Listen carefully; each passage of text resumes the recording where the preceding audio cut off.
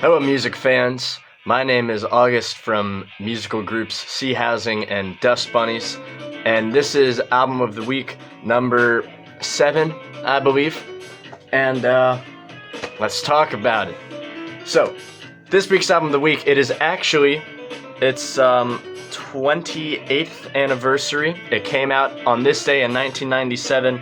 It is Yo La Tengo's 8th album, I Can Hear the Heart Beating as One. It is, without a doubt, my favorite album of all time. Every single track on it is absolutely perfect.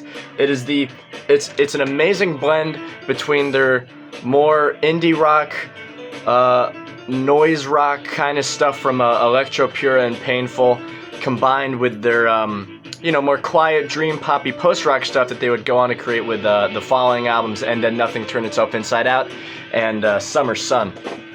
This album draws the line in between those perfectly, and it just has this sound and this vibe and atmosphere that is, honestly, it's not captured in any other piece of music ever. I could not tell you a single other album that sounds like this one, except for other Yo La Tengo albums.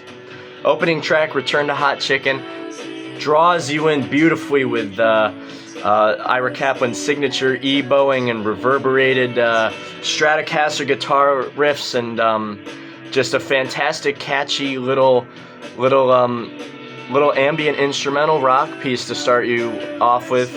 The song playing right now on my CD is Moby Octopad, which is a fantastic krautrock influenced, very, very bizarre kind of psyche jamish song. That the bass riff played by James McNew is actually interpolated from a Velvet Underground song, European Sun, off of their debut album.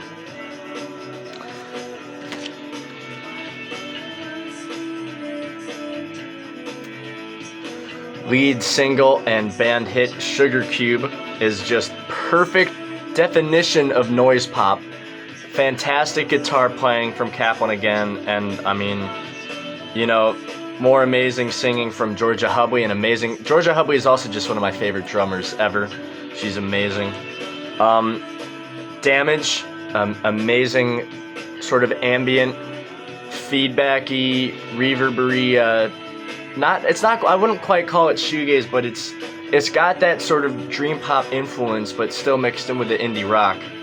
Deeper into Movies, the 5th track, and I'm reading them off the back here. It's been a while since I've listened to this album all the way through, and frankly, I'm forgetting the song's order a little bit, but I still promise it's my favorite album ever. Deeper Into Movies, that is my favorite song of all time. It is perfect shoegaze. I mean, it's undescribable. It's an undescribable song. You just have to listen to it. It has the greatest guitar solo ever played. Shadows and Stockholm Syndrome that follow that up are great, quiet tunes. Stockholm Syndrome, though, it's a little bit more jangle poppy like their earlier stuff, and it's got a fantastic noisy solo from Kaplan. Autumn Sweater, the big hit, fun little indie-tronica little song. It's real cute. Little Honda is the best Beach Boys cover you'll ever hear in your life. You will be surprised at how loud it is.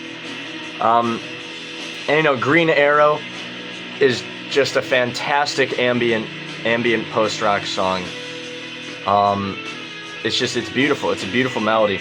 1 p.m. again, and The Lie and How We Told It are amazing dream poppy songs.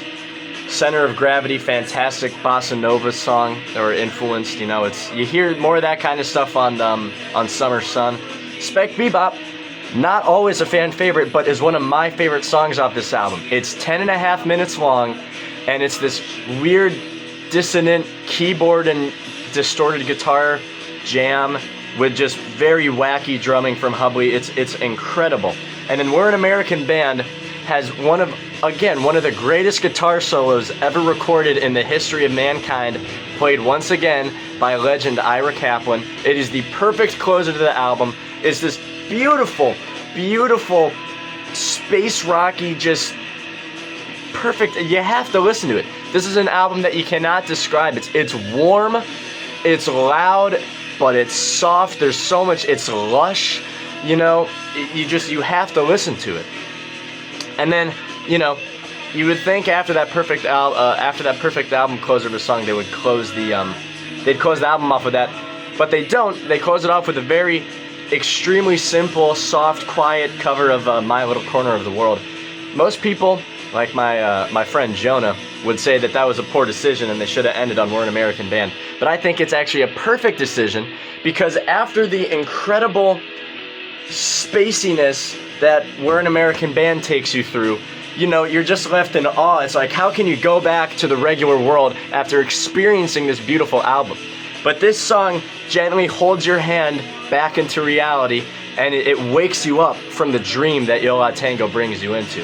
And I could go on for hours. I could go on the whole length of the album talking about how great it is.